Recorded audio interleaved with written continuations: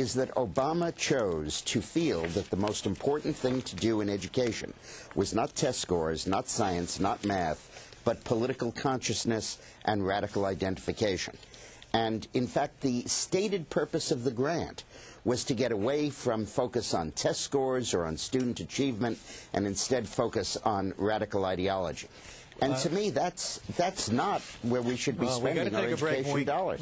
When you want to be president of the United States, and you say that our troops that are in harm's way are air raiding villages and killing civilians, which is a lie. When you vote to cut off their funding, even though your vice presidential choice says lives will be lost.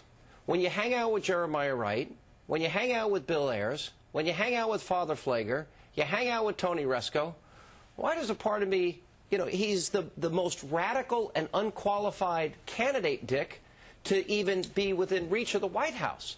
Why is this even a race? He certainly is the most liberal candidate for president in a long time. But what you're describing, Sean, I think is only half of the offensive. The other half of the McCain offensive will be that his entire economic program is based on a significant increase in taxes. And when you look at the idea of increasing capital gains tax, when we're desperate for money in the stock market, he's kind of going to be saying to people, put your money in the market. I know you're going to lose it. I know the dollar's devalued, but if by any chance you make money, we're running I'll out of time. tax Let me ask twice you as this. much of it. All right, we've got debate number 2 between these two guys tomorrow. Should he turn to Barack Obama unflinchingly and look him in the eye and ask him to apologize to our soldiers? Or should he look at him unflinchingly and say, how can you fight terrorists when you sit on a board with a terrorist, when you have dinner with a terrorist, when you give speeches with him?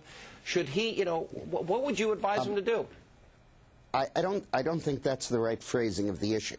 I don't think it matters that he sat on the board with Ayers. I don't think it matters that he shared a platform. I don't even think it matters that he had an event at his home. What I think matters is that William Ayers hired him to distribute the $50 million that Ayers raised.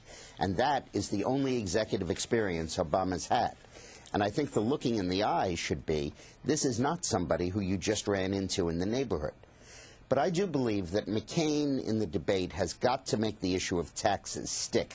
Yeah. The issue of Ayers and all that will be useful and effective, but the thing that could destroy Obama is taxes, because people understand that in this economy that would be a disaster. The predictable answer is, well, 95% won't see their taxes go up. How would you answer that? The answer to that is most of the people you're giving a tax cut to don't pay taxes. You're just going to basically send them a welfare check. What you're going to do is you're putting in $800 billion to a $1 trillion of new spending. It's going to come from someplace. All right, and the Dick, money you were planning on spending just walked out the door in the bailout package.